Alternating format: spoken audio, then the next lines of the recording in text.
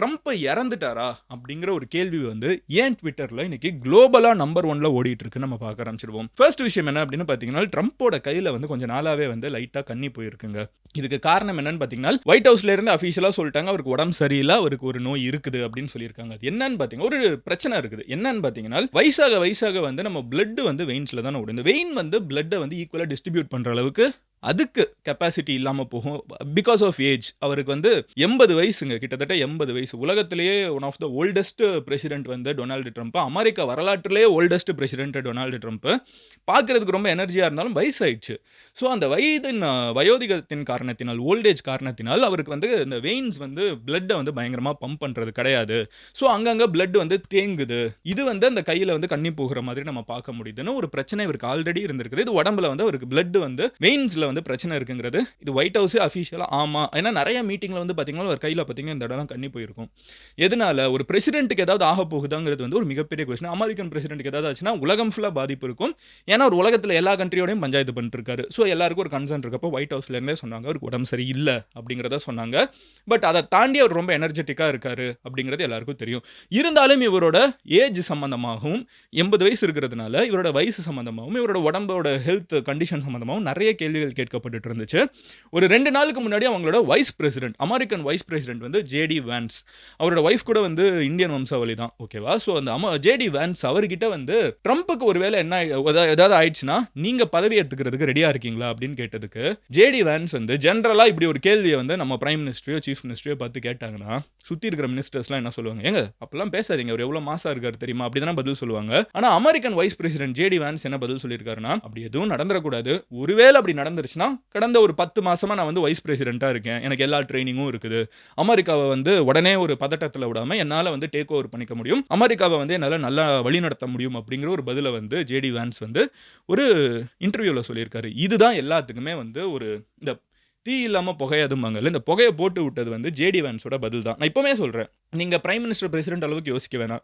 வீட்ல யாராவது ஒருத்தங்க வயசானவங்க இருக்கிறப்ப யாராவது ஒருத்தங்க அவருக்கு ஒரு வேலைன்னா நம்ம என்ன சொல்லுவோம்? ச்சீ அப்படி பேசாத அப்படின்னு தானே சொல்லுவோம். யாராவது அவருக்கு அப்படி ஆயிடுச்சுன்னா அடுத்து நான் என்ன பிளான் வச்சிருக்கேன்னு சொல்லுவோமா? அப்போ எப்படி அந்த மாதிரி ஒரு கான்வர்சேஷன் வரும்னா, உண்மையிலேயே அவருக்கு ரொம்ப உடம்பு பிரச்சனையா இருக்குது. அவர் இறந்து போக போறார். அந்த மாதிரி ஒரு நிலைமை இருந்துச்சுன்னா இந்த மாதிரி கான்வர்சேஷன் வரும்ல. அப்ப இந்த ஒரு பதில வந்து ஜேடி வான்ஸ் குடுத்ததும், ட்ரம்ப் வந்து ஆல்ரெடி இந்த கையில உடம்பு சரியில்ல, அவருக்கு வந்து கொஞ்சம் வெயின்ஸ்ல பிரச்சனை இருக்குது அப்படின்னு சொன்னதும், எல்லாம் மிக்ஸ் ஆகி 3வதா நம்மளுக்கு எப்பவுமே வந்து மீம்ஸ் வந்து ஒரு ஜோன்ல சுத்திட்டு இருக்கும்ல. சிம்ப்சன் பிரெடிக்ஷன்ல வந்து ட்ரம்ப் இறந்துட்டாருன்னு ஒரு ஃபேக்கான சிம்ப்சன் பிரெடிக்ஷன் எடுத்து போட்டு விட்டாங்க. ஸோ இப்போ சிம்ப்சன் பிரெடிக்ஷன்ல வந்து ட்ரம்ப் இறந்து போறாரு. ஜேடி வான்ஸ் வந்து அவர் பதவி ஏற்கிறதுக்கு ரெடியா இருக்கேன்னு சொல்லியிருக்காரு. அண்ட் இதுக்கு நடுவுல வந்து பார்த்தீங்கன்னா, அமெரிக்காவோட ஒயிட் ஹவுஸ்ல வந்து நேத்திக்கு ஃபிளாக வந்து ஹாஃப் ஹாய்ஸ்ட்ல வேற பறக்க விட்டுருக்காங்க. ஜெனரலா இப்போ எப்படி பண்ணுவாங்கன்னு பார்த்தீங்கன்னா, ஒரு பிரைம் மினிஸ்டர் இறந்துட்டாலோ, பிரசிடென்ட் இறந்துட்டாங்கனாலோ, இல்ல உலகத்துல வந்து ஒரு மிகப்பெரிய துர்சம்பவம் ஏற்படுத்துச்சுனாலோ, இந்த மாதிரி ஃபிளாக வந்து ஹாஃப் ஹாய்ஸ்ட்ல பறக்க வைப்பாங்க. நாங்க அவங்க கூட இருக்கோம். ஒரு ஆறுதலா இருக்கோம். ஒரு துக்கமான ஒரு விஷயம்ங்கிறத எஸ்டாப்ளிஷ் பண்றதுக்கு. இன்னைக்கு ஒயிட் ஹவுஸ்ல வந்து அவங்க ஃபிளாக் வந்து ஹாஃப் வாய்ஸ்ல பறக்கிறத எல்லாரும் கனெக்ட் பண்ண ஆரம்பிச்சிட்டாங்க.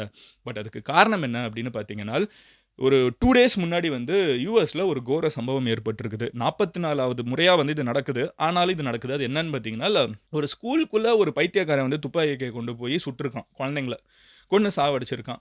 ட்ரம்ப் வந்து இது ரொம்ப தப்பான ஒரு விஷயம். இத வந்து நாங்க கண்டெம் பண்றோம். நாங்க இறந்தவங்களோட கூட இருக்கோங்கிறதுக்காக ஒரு ரெஸ்பெக்ட்ஃபுல்லா வந்து ஃபிளாக் ஹாஃப் வாய்ஸ்ல பறந்தத வந்து அவரே காலிங்கிற ஒரு மீம்ல வந்து போட்டுவிட்டு, இதுதான் அறிகுறின்னு சொல்லிட்டு இன்டர்நெட் ஃபுல்லா போட்டு பரவிட்டு இருக்குது.